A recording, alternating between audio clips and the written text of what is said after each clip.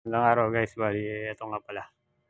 Bali yung hard disk nitong computer ko na virus Bali maraming files doon, video saka program na kokopyahin ko. Bali ito yung na virus, ito yung pinaka main ano niya hard disk Tapos bali nag-install ako ng bago dito. Ayan. Ayan, pang laptop yung kabibili ko lang.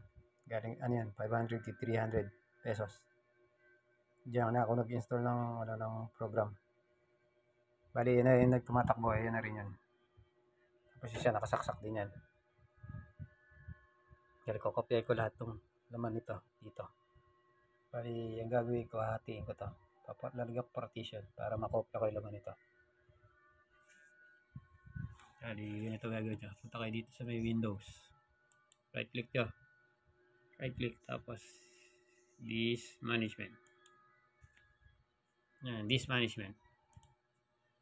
Bali, tandaan nyo, ito nga pala siya. Dito kayo sa may folder muna. Dahil ito yung main, ito siya. Local disk siya. Ayan yung pinaka main Windows natin. Ito, yung iniikot ko na to. Bali, yan ang hanapin natin dito sa may disk management. Dali, ito siya, C. Right click natin. Right click. Tapos, shrink lang natin siya. Shrink. Yan. Hintayin natin matapos. Yan, ang laki ng may, ayan, size available shrinking. Space, MB, yan. 40 gig. 44, halos 45 gig. Dahil iyan na yan. Kasi nga may Windows yan. May matitirang konti. Yung naka-Windows niya. Tapos, shrink na natin. Yung 44 gig na yan, yan ang nagiging banibagong partition. Shrink natin. Ayan, ito na siya. Ayan, 438 gig pala yun.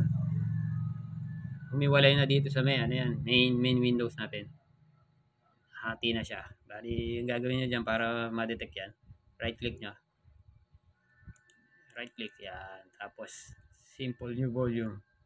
Simple new volume. Tapos, click nyo lang next. Tapos, next lang din. Yan. Assign the following driver letter F. Yan, okay yan. Next natin. Perform a quick format. Okay, next lang natin. Tapos, finish. Ayan, formatting na yan. Formatting yan. Yan, okay na siya. Ayan na, lumabas na. Pwede na itong X. F yan, natandaan nyo. X din natin. Punta tayo sa folder.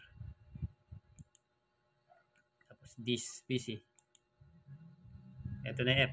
Ito na kahati nito. Kita nyo, umiksi ito. Ayan. 26 gig lang pala na iwan dito. Tapos, ito yung kahati nitong. Tapos, ito yung kukuplayan natin may virus. Bali yung laman nito, dito ko ilalagay. Ayan. Double click nyo lang ganyan. Hanapin nyo yung mga files na kukuplayan nyo. Bali nandito yun. Bali saan yun? Sa user. Tapos syempre yung pangalan mo, Philip. Continue lang yan. Wait nyo lang.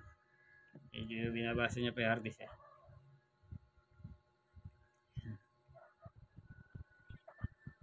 Yan lang yan.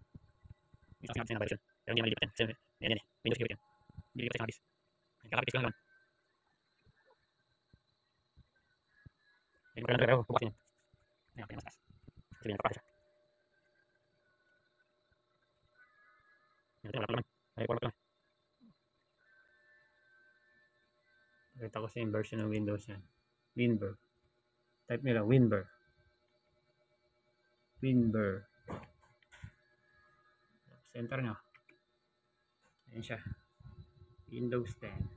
Microsoft Windows version 22H2. Ayan siya. Kanya lang yan. Tagal eh. Harapin na.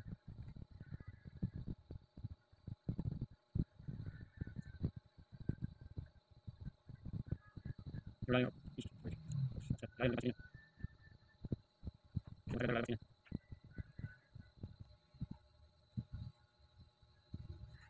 yan, lumabas na. Dito siya sa documents. Ayan, dami. Kaya ko lahat yan. Sa download. Marami ko dinaload eh. Kaya ako na virus eh. Yan, dami palabas. Puro movies. Ayan, kukopihin ko yan. May games din yan sa download. Ayan. Ayan. Wala. Yan. Back pala. Yan. Documents. Yan. Ganyan lang. Kaka-paste nyo lang. Kunyari, example. Kunyari, kukopya nyo lahat. Ganyan. Drag nyo. Hindi na nyo yung left mouse. Tapos drag nyo pababa. Ayan. Tapos right click nyo. Copy. Tapos punta kayo dito kung saan nyo kukopyahin. Tapos paste nyo lang. Right click nyo. Paste. Ayan. Kukopya na siya. Ganyan lang. Pero sample lang naman yun. X ko na.